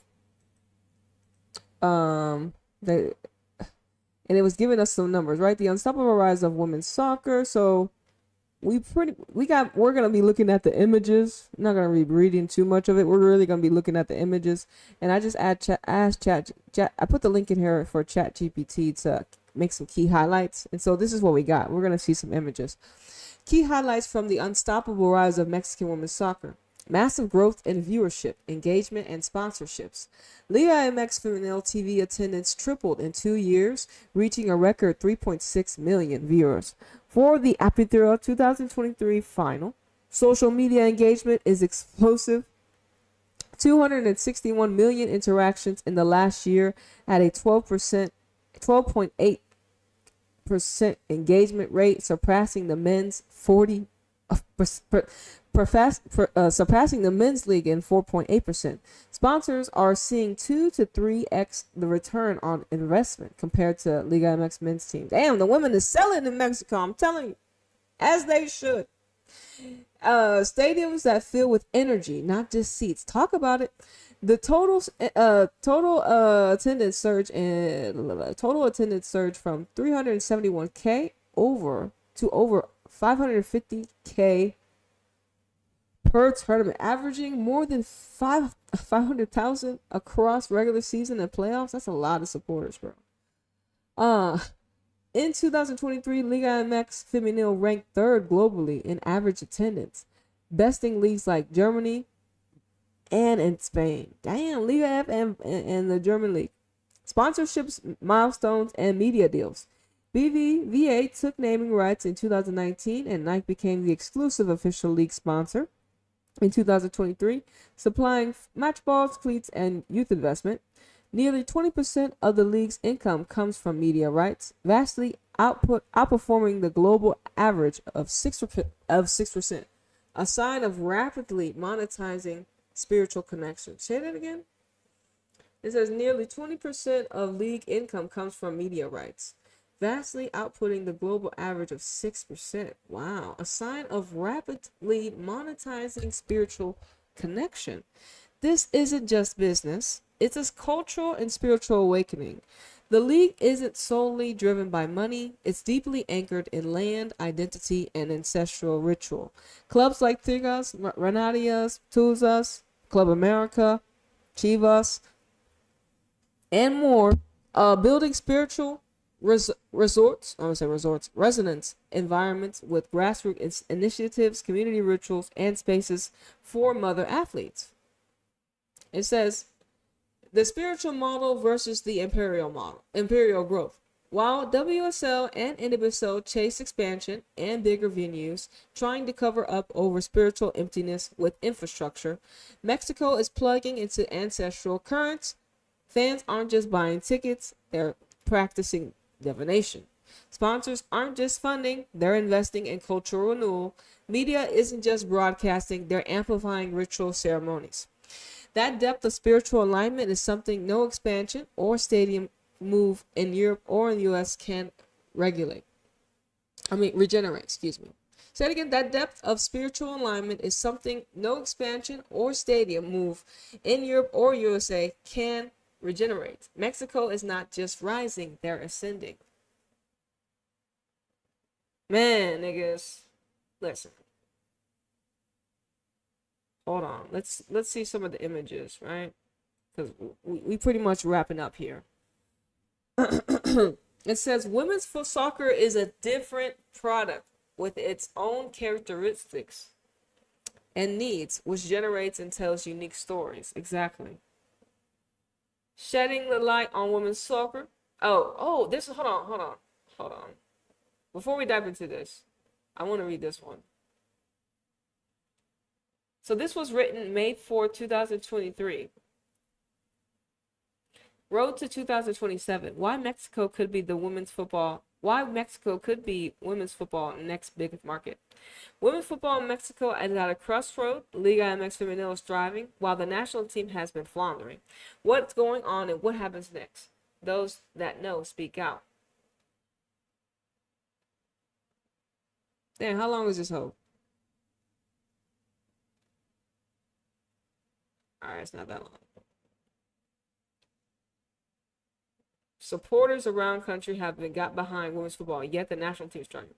Yeah, they're not no more. Didn't they just beat America? That's what I'm talking about. Look, she wrote this in 2023. She didn't know Mexico was going to beat America by now. By her own admissions, Maria accepts that there was some resistance when the idea of professional women's league, which would mirror the structure of the men's league MX, was mooted in 2016. Women's football in Mexico wasn't in a good place. The national team finished bottom of its group at the 2025 World Cup with no wins, and there was no professional league in place for its players. Well, no shit. No wonder y'all bottomed out. Between 2013 and 2016, national team players were allocated to WSL clubs, remember? But their level at the time meant a lack of minutes on the field, which hurt the national team. Just over 6 years on, the Liga MX Femenil is thriving. With the backing of men's teams, record attendance, and new sponsor deals with Nike, big international stars, and a crowd culture to match any in the world of the women's game. Much of that is down to Gutierrez, previously the supervisor of the National Amateur League and a former player herself, who was part of the small group set about creating a new professional league towards the end of 2016. Since 2019, she has been head of Liga MX Femenil and has seen the league go from strength to strength in that time. Our governing bodies in the General Assembly of the professional clubs, she claims, we are not part of FA. We are a part of the professional league, and the league has a governing body. Each competition has a head, and I'm the head of the women's side. Okay. The idea behind the new women's league was to replicate the men's structure. All 18 teams were be required to financially support a women's team. While there would be 2 parts of the season, just like the men, the Apertura running from July to December and the Clausura from January to May, which is beautiful. I mean, what other fucking league has 2 seasons in 1 year? Come on now. Only 16 clubs took part in the first season back in 2017, with 2 pulling out for financial reasons, but the league soon reached its quota of 18 teams. There are different players on the table, she adds. We had big clubs pushing a lot to make this happen before it was launched. There was a lot of lobbying and convincing, and when we took it to the General Assembly, it was a unanimous vote. We changed the mindsets. A lot of clubs knew they would have to spend a lot of money, but now the mindset is they are investing in the game because they see the outcomes. They see when they bring Jenny Hermoso or Charlene Correll to their club. They see when they play OL Reign, Angel City, Lyon, AC Milan, etc. Specific rules were put in place to aid the development of the national team. Every player had to be under the age of 23, bar allowing the 2 overage players, while 4 had to be under 17. Every player had to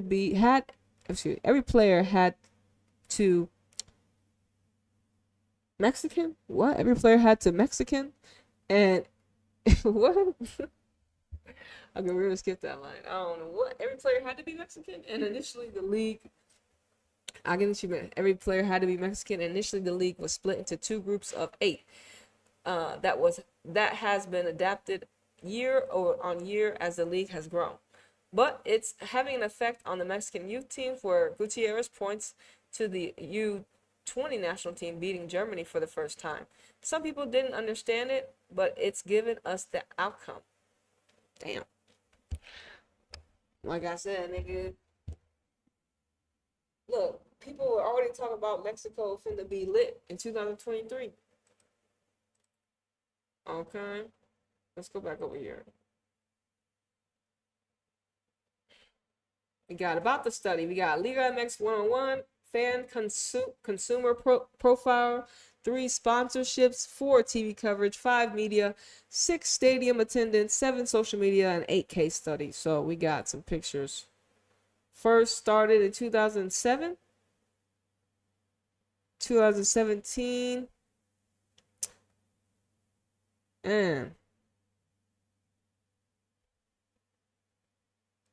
see a little pipeline. From 2013 to 2016, FMF assigned players to the WSL to promote the growth of Mexican players, but announced the end of the initiative due to limited players' time in the. Yep, okay, that makes sense. They were like, hold on, niggas, our girls are not even playing. Why are we even assigning them to y'all? Let's bring them back. We got 2017 Copa MX Femenil, first official competition organized by Liga MX Femenil as a trial in which 12 teams participated. Of course, the pandemic, are we not surprised? That was for everyone.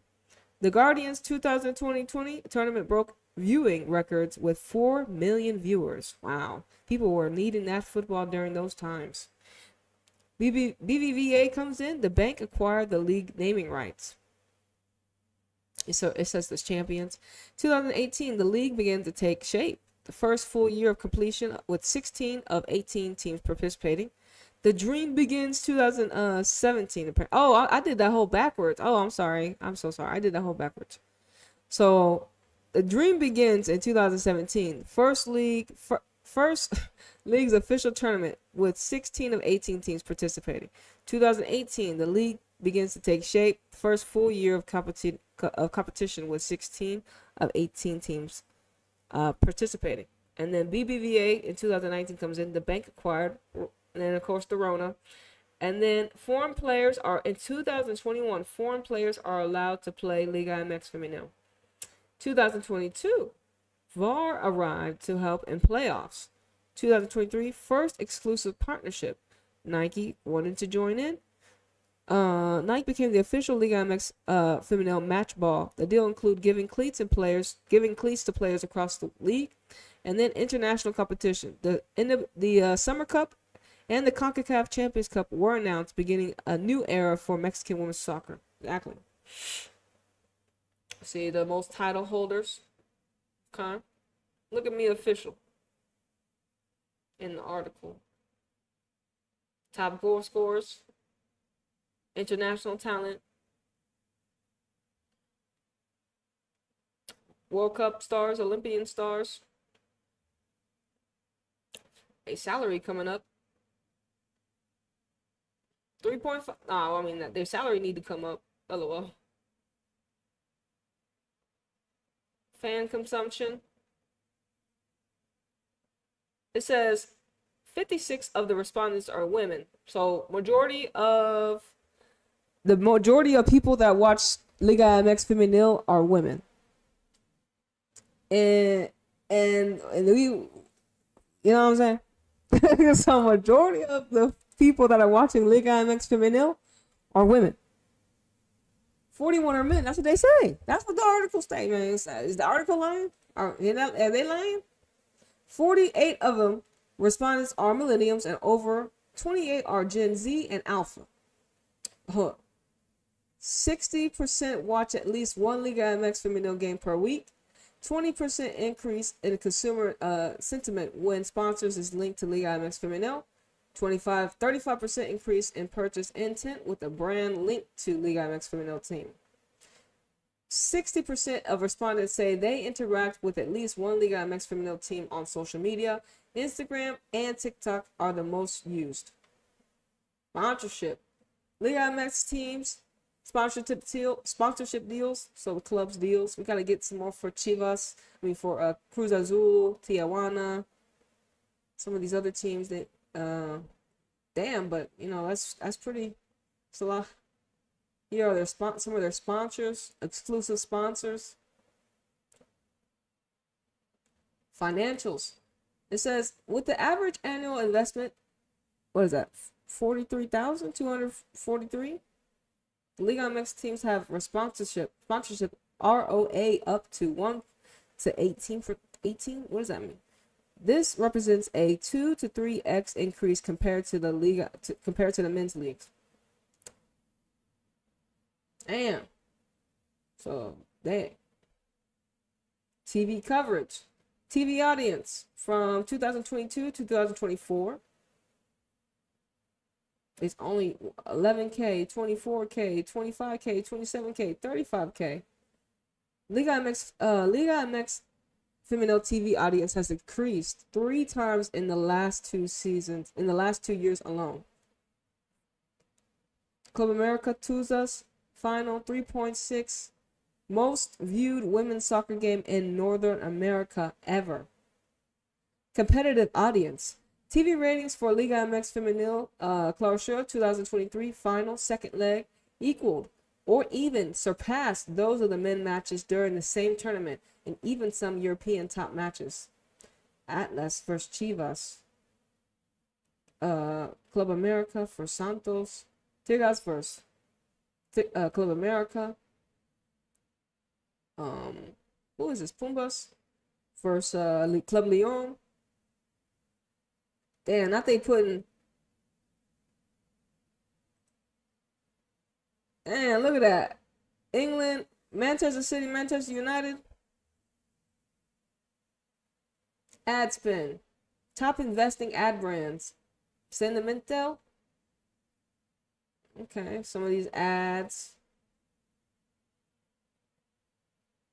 Damn, these niggas investing. Alright, media rights by team. And as we all know, some of these media rights have been moved. We got a lot of the teams on are on Tubi.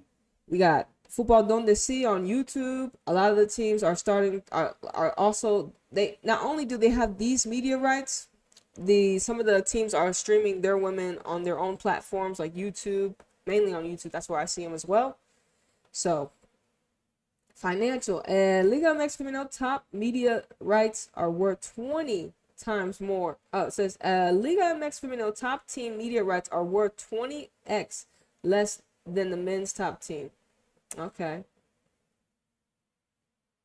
Says almost 20% of Liga MX Femenil's income comes from media rights, compared to average 6% across women's soccer leagues worldwide.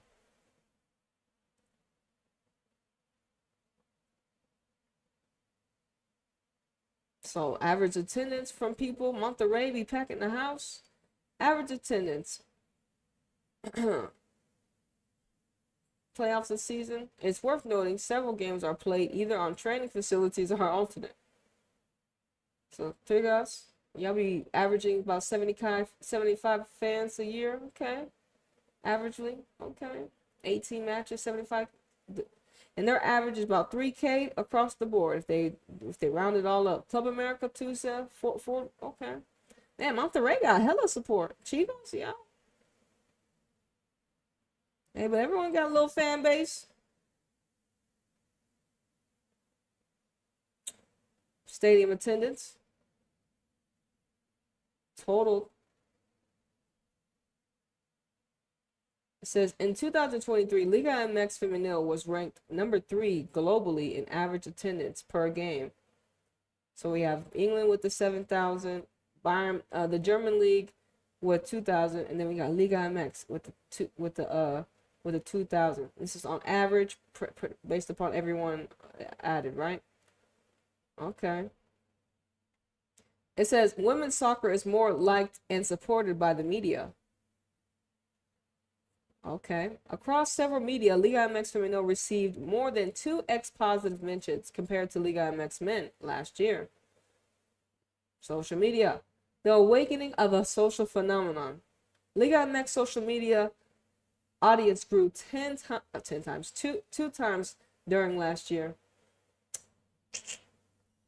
Damn. So their audience growth, but the social medians growth. Here's the case study. Some of the teams. Okay. Hey, yeah, we want to thank you with Kathy, yo. Yeah, this wasn't too long. I don't think I have any other video. But,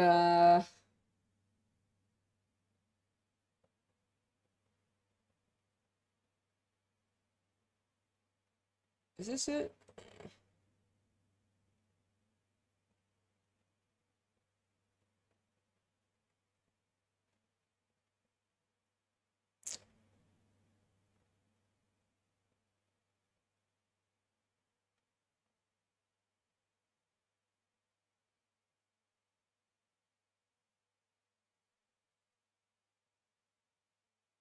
All right, yeah, I like this one. We're gonna talk about it. All right, it says women's pro soccer is thriving in Mexico 7 years after top league started.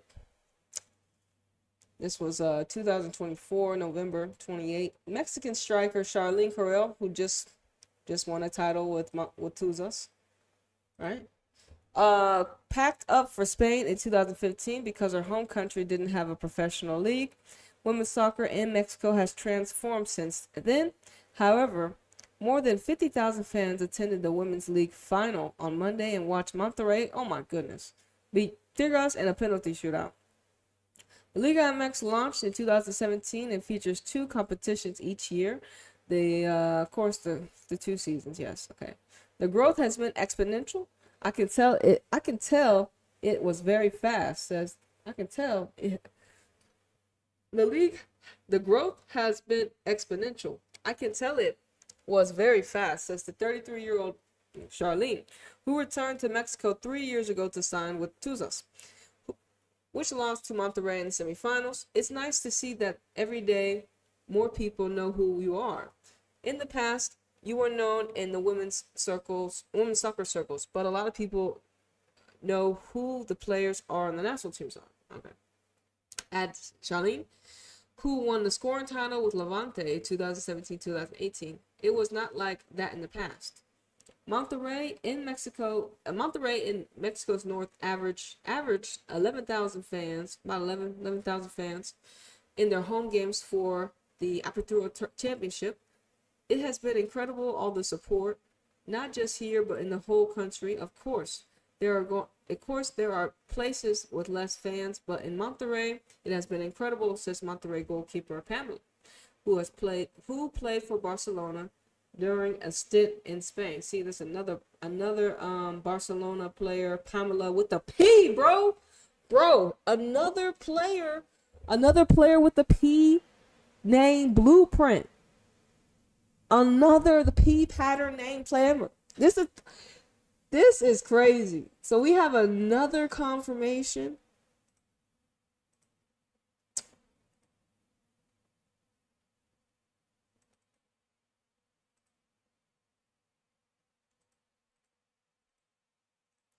Another P name player linked to Barcelona. Pamela. And who she playing now? She playing with Monterrey, who also just won 2 titles. Another player, y'all. It's not a conspiracy. It's a divine blueprint. Anyways, the FIFA report showed in the 2021 to 2022 season that Liga MX Femenil had the second highest average attendance, 3,100, behind the WSL, in the United States, 7,930, and the Women's Super League in England was third that year, but increased in average audience. It says the Mexican Football Federation says of the 34 million soccer fans in the country, 26 million are interested in women's league. Wow. Says the Mexican Football Federation says of the 34 million soccer fans in the country, 26 million are interested in the women's league. Of course, we all know for goods and bads. The interest in women's soccer is growing. We are in conversation now and changing narratives, because you have to now. You're gonna have to start. Y'all have to Y'all have to allow the authentic narrative to be presented to the collective. And that is manifested also through the realm of how they play the game, but how y'all also nurture the league.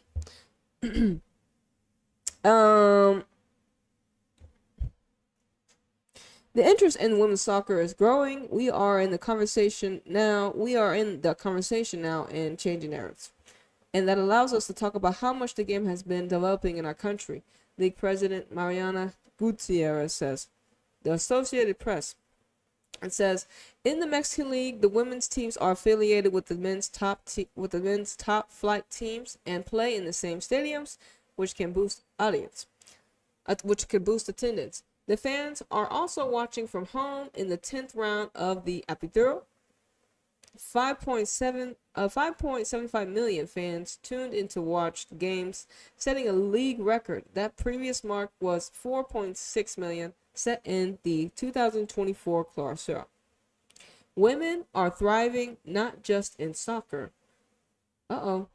Mexicans elected Claudia Sheinbaum to be the country's first female president, but there are still many parts of the country, especially rural indigenous areas, where men hold all the power. But they still voted for a president.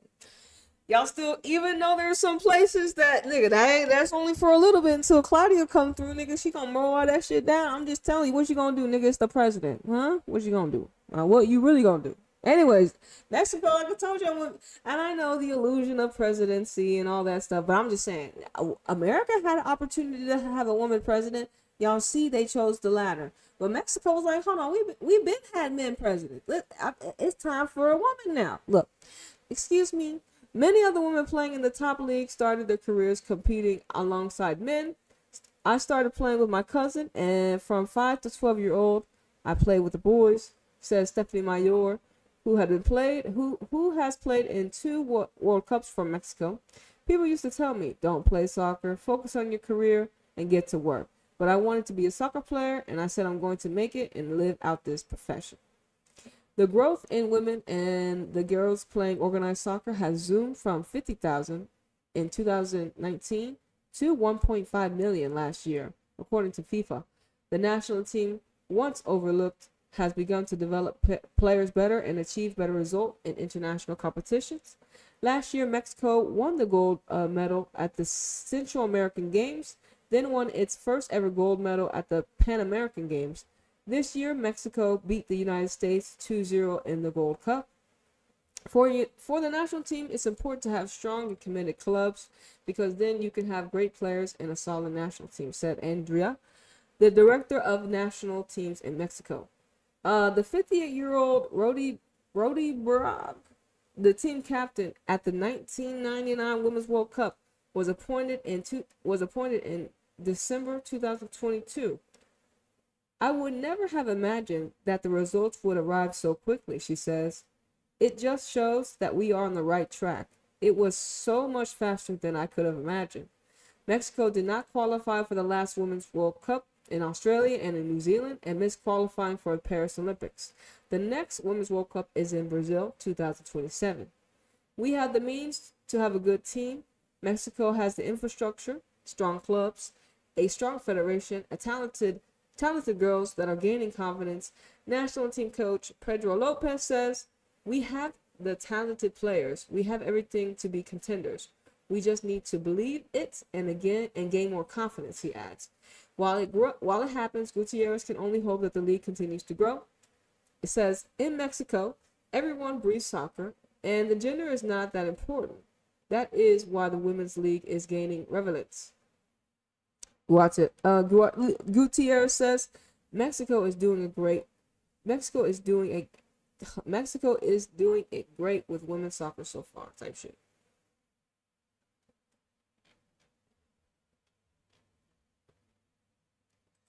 I mean, yeah, that is the ultimate reality of it, and like, as we continue to say, y'all. Oh, that's not the one we continue to say. Like I said, Mexico is unstoppable. Their rise is unstoppable, it is divinely orchestrated. This is not something that they can stop. This is something that is happening.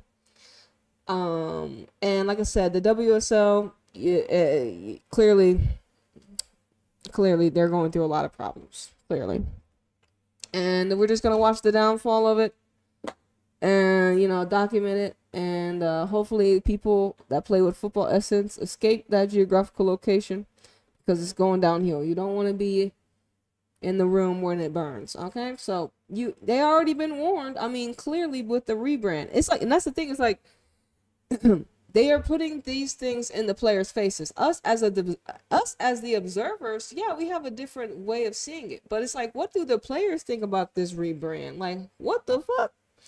I'm just saying. So if they think the money is going to replace what they're missing in the soul, I mean, they're gonna be soulless and sadly mistaken. But that is the reality of what you do if you choose a team based off image and not off essence. And if you're consciously aware of this, I mean, look, don't act like no one didn't tell you. You done manifested me to tell you I'm here. So don't act like no one ain't tell you. Don't act like you ain't never come across a video talking about the decline of these leagues. Don't act like you ain't never heard nobody come through like this, because you have now. Okay, so I don't want to hear it. Now, I don't want to hear it. I don't want to hear it. And shout out to Mexico for becoming the new football stronghold. And like I said, we're going to protect the beautiful game, because that's what we're supposed to do. You know what I'm saying? We never intended for the game to be used to put us to sleep. We always intended for the game to mimic greatness and art with rhythm and frequency and vibrations. So, I mean, like I said, and the illusion disguised as a football match. So, like I said, y'all, thank you once again for tuning in to Anita's Joint. Hashtag Extendajoint. Where every day is payday. Don't forget, Liga MX Femenil starts July 11th, the next season. And yeah, it's probably going to be another good one. And they